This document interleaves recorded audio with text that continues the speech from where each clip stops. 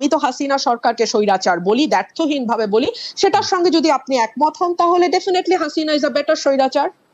আচ্ছা, আমি খুব মনোযোগ দিয়ে প্রধানমন্ত্রীর সংবাদ সম্মেলন দেখি, তার একটা বড় কারণ হচ্ছে বিনোদন। আমাদের বিনোদনের অভাব আছে এবং আমি এই সংবাদ সম্মেলন থেকে যথেষ্ট পরিমাণ বিনোদিত হই। বিনোদনটা এ কারণেই যে একটি ছোট্ট মিষ্টি প্রশ্ন, যে প্রশ্নটি আসলে প্রধানমন্ত্রীর অত্যন্ত মনোপুত হবে, এরকম একটি প্রশ্ন করবার আগে দীর্ঘ সময় ধরে প্রধানমন্ত্রীর নানা রকম প্রশংসা করা হয়, এমনকি আঞ্চলিক ভাষায় মানে আমি আসলে বলেই ফেলি, এই বেডির সময় ফসল ভালো হয়, এই মানুষটি ম্যাজিক লেডি, এই ধরনের কথাবার্তাও খুব চমৎকার ভাবে বলা হয়। এবং আপনি অস্বীকার করবেন বলে আমার মনে হয় না, ওই সময় তো ক্যামেরায় ওনার ফেস ধরা থাকে, ওনার যেই উচ্ছ্বাস, আনন্দ এবং চাপা গর্ব আমি দেখি, তাতে আমার মনে হয় চাহিদা যোগানের একটি চমৎকার আয়োজন সেখানে হয়। একটা কথা খুব স্পষ্ট, প্রধানমন্ত্রী যদি সত্যি সত্যি না চাইতেন যে এই স্তুতি স্তাবকতা চলতে থাকুক, তাহলে কারো ঘাড়ে দুটা মাথা নাই যে সেই স্তুতি করবে। উনি ভালোবাসেন বলেই এই স্তুতিগুলো হয়। এবং প্রশ্নগুলো আপনি লক্ষ্য করবেন, ধরুন যখন আমাদের একজন শীর্ষস্থানীয় পুলিশ কর্মকর্তার দুর্নীতি নিয়ে পাতার পর পাতা রিপোর্ট প্রকাশিত হলো, আইনজীবীরা দুদকে গেলেন, আইনজীবীদের মানে বিষয় আমলে নিয়ে দুদক তদন্তেও নামলো, প্রধানমন্ত্রীকে নিয়ে তো এই প্রশ্ন করাই যেত। কেন করা যেত আপনি প্রশ্ন করতে পারেন, যেটা তো আসলে প্রধানমন্ত্রীর দায়িত্ব না, এটা দুদকের দায়িত্ব, পুলিশ আইন শৃঙ্খলা রক্ষাকারী বাহিনীর দায়িত্ব, উনি কেন এটার মধ্যে কথা বলবেন? এ কারণেই যে বাংলাদেশের প্রধানমন্ত্রী যেহেতু মশা মারার কৃতিত্ব থেকে শুরু করে মানুষ হত্যার বিচার পর্যন্ত সকল কিছুই আপনি এত চমৎকার বলেন, আসলে শুনতে ইচ্ছা করে, কিন্তু একটা প্রশ্ন না করে পাচ্ছি না। আপনার কাছে কি মনে হয় যে আপনি উচ্চ পর্যায়ে পুলিশ কর্মকর্তা যাকে বলছেন তিনি আসলে অবসরপ্রাপ্ত কর্মকর্তা, এবং তার কেস যে দুদকে নেওয়া হয়েছে সেটা প্রধানমন্ত্রীর জানার বা এপ্রুভালের বাইরে, এইটা আপনি মনে করতেছেন? না, তার জানার বা অ্যাপ্রুভালের বাইরে না, কিন্তু তিনি জেনেছেন এবং অ্যাপ্রুভ করতে বাধ্য হয়েছেন। কারণ এইটুকু আইওয়াশ না দিলে না না না এখনো চোখের পর্দা কিছুটা আছে, ওই পর্দা।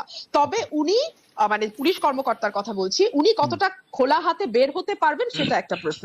ধরুন বেসিক ব্যাংকের বাচ্চু শেখ আব্দুল হাই বাচ্চু, ওনার নামের আগে শেখ ছিল না, আমি জানতাম না, ফরাসউদ্দিন সাহেব যেহেতু দুদিন আগে সেটা খোলাসা করেছেন, সেটা অবশ্য আপনাদের রিপোর্টারদের একটা ফোরামেই তিনি খোলাসা করেছেন, সেখানে তিনি স্পষ্ট করেছেন নামের আগে শেখ ছিল না, এখন শেখ যুক্ত হয়েছে। আচ্ছা, আব্দুল হাই বাচ্চুকে নিয়ে কিংবা আচ্ছা কোনো ব্যক্তি বাদ দেন, বাংলাদেশে মন্দরিনের পরিমাণ 4.5 লক্ষ কোটি টাকার উপরে, এটা আমরা বলছি না, অর্থনীতিবিদরা বলছেন। এই মন্দরিন কাদের কারণে হয়েছে, তাদের সুবিধা দিতে হয়েছে, এটা আমরা বাংলাদেশে যারা আছি সবাই জানি। আচ্ছা, ধরুন একজন ঋণ খেলাপি, তিনি মাত্র 2% ডাউন পেমেন্ট দিয়ে তার ঋণটি রেগুলার করে ফেলতে পারবেন। অথবা ধরুন একজন ব্যাংকের পরিচালক, যার আগে মেয়াদ ছিল 3 বছর, সেটা এখন বাড়িয়ে 9 বছর ছিল, প্রথমে পার্লামেন্ট এসেছিল 9 বছরের দাবি নিয়ে, সেটা আবার অটো কেউ দাবি না করতে 12 বছর করে ফেলা হয়েছে। এইগুলো নিয়ে কি ওনাকে প্রশ্ন করা যায়? আজ পর্যন্ত কোনো সাংবাদিককে প্রশ্ন করতে দেখেছি?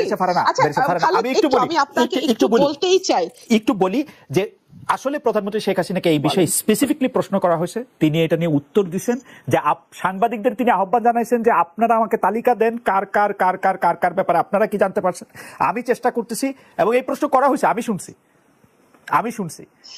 তাহলে আমার উত্তর হবে কতটা এড়ানো। আপনারা যেটা বলছিলেন যে এত স্পেসিফিক উত্তর কেউ কি দেয় বা প্রশ্ন এড়িয়ে যায়, এর চেয়ে সুন্দর এড়ানো আর কি হতে পারে?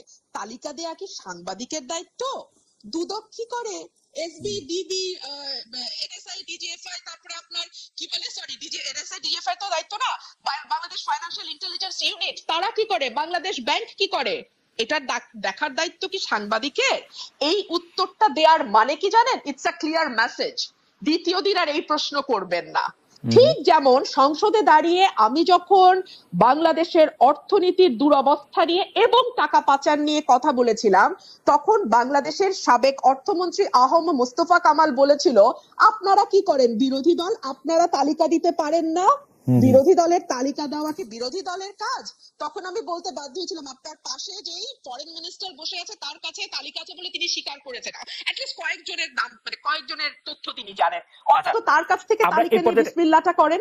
জি, ইন্টারেস্টিং পয়েন্ট। অর্থাৎ বিএনপির কথাই তিনি হয়তো বলেছেন যে তারা আসলে নির্বাচনে কেন আসবে, তাদের নির্বাচনে কে, মানে নির্বাচনে যদি তারা আসেন কে হবেন তাদের পরবর্তী নেতা, এটা তো একটা বিরাট কথা। এটা তো আগে ঠিক করে তারপরে নির্বাচনে আসতে হবে, তা নাইলে তো তারা যে কোনো ছুতো নাতায় নির্বাচন বর্জন করবেনি।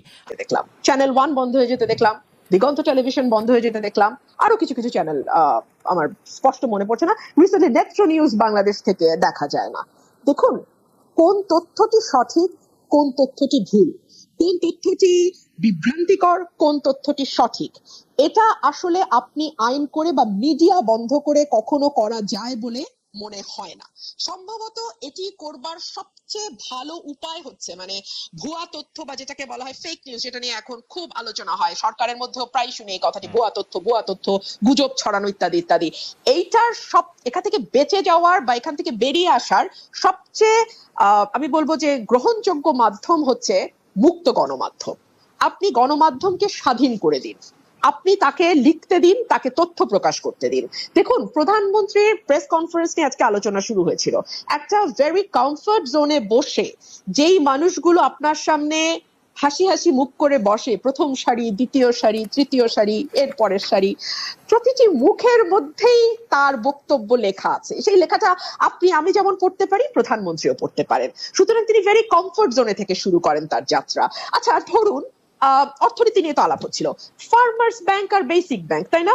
এই ফার্মার্স ব্যাংক নিয়ে আমি কি বলছি সেটা তো একটা বিরোধী দলের কর্মী, অনেক কথাই বলি, বাদ দেন। আমাদের সাবেক অর্থমন্ত্রী আবুল মাল আব্দুল মুহিত বলেছিলেন আজ তো একটা ব্যাংকেই গিলে ফেলা হচ্ছে এবং এই ব্যাংকটা করাই হয়েছে লুটপাটের উদ্দেশ্যে, এই ফার্মার্স ব্যাংক। মহিউদ্দিন খান আলমগীর টিকির একটা চুলো ধরা পড়েনি, তো সেটা নিয়ে কি কোনোদিন ভুলেও কোনো সাংবাদিক প্রধানমন্ত্রীকে প্রশ্ন করা তো দূরেই থাক, কোন রকম কোনো আলোচনা আশপাশ দিয়ে কথা না কিচ্ছু হয়নি তো? কিংবা ধরুন অনেক রকম উন্নয়নের যে এত বয়ান, হ্যাঁ এত মানে রোল মডেল হয়েছি আমরা, আমাদের ঘর থেকে বেরোলেই এখন শুধু উন্নয়ন আর উন্নয়ন, এত কথা বলা হয় উন্নয়ন নিয়ে, মাথা পিছু আয় নিয়ে গর্ব করা হয় ইত্যাদি ইত্যাদি। প্রধানমন্ত্রীকে কি একবারও প্রশ্ন করা হয়েছে?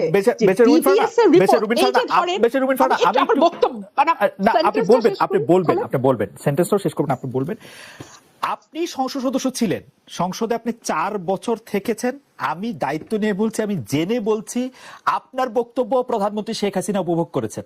আপনি তাকে তীক্ষ্ণ ভাষায় সমালোচনা করেছেন, প্রশ্ন করেছেন, আপনাকে যেন যথেষ্ট পরিমাণে সময় দেওয়া হয় সেই জন্য তিনি চিফ হুইপদের নিশ্চিত করেছেন যে আপনি যাতে যথেষ্ট পরিমাণে সময় পান, এই মেসেজ যেন স্পিকারের কাছে যায়। এই কারণ তিনি হচ্ছেন যে মানে ব্যাপারটা কিন্তু আপনার কথাও যে তিনি খুব মানে আপনি যেভাবে বলছিলেন যে খুব মুগ্ধ হয়ে খুব একটা ফেভারেবল পজিশনে বসে, ব্যাপারটা কিন্তু এরকম না। এবং আপনি যেই কথাগুলি বলছিলেন আমি শুধু মন্তব্যটি করে রাখি, সেই প্রশ্ন করা হয়েছে ফার্মার্স ব্যাংক নিয়ে, তাকে প্রশ্ন করা হয়েছে, মহিউদ্দিন খান আলমগীরকে নিয়ে প্রশ্ন করা হয়েছে, এই প্রশ্নগুলি তাকে করা হয়েছে আসলে।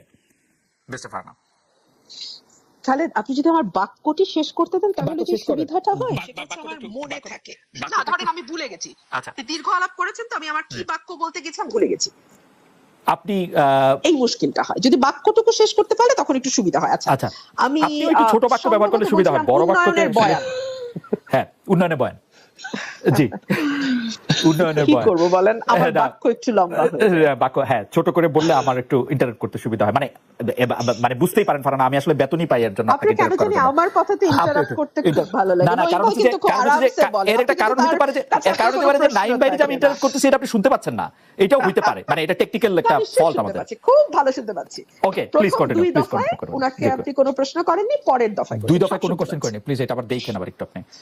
ঠিক আছে, উন্নয়ন নিয়ে দীর্ঘ বয়ান আছে এবং তার যে বক্তব্য তিনি দিয়েছেন সেখানে তিনি এক জায়গায় দাবি করেছিলেন মাতৃমৃত্যু, শিশু মৃত্যু এবং গড় আয়ু তিনটি বেড়েছে।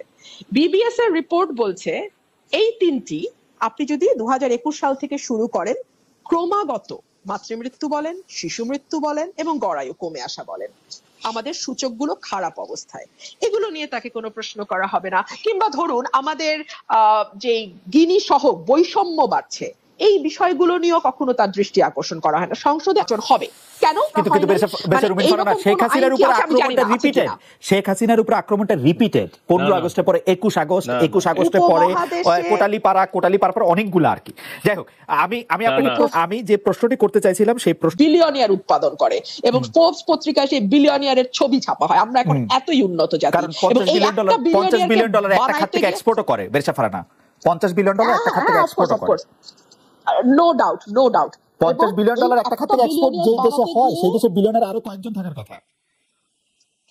হ্যাঁ, সেটা বানাতে গিয়ে আমাদের বৈষম্য যখন 0.49 গিয়ে থাকে, তীব্র বৈষম্য হয়, সেই জায়গাগুলোতে যদি ফোকাস করতেন এবং একটা সুষম উন্নয়ন নিশ্চিত করতেন তাহলে ভালো হতো।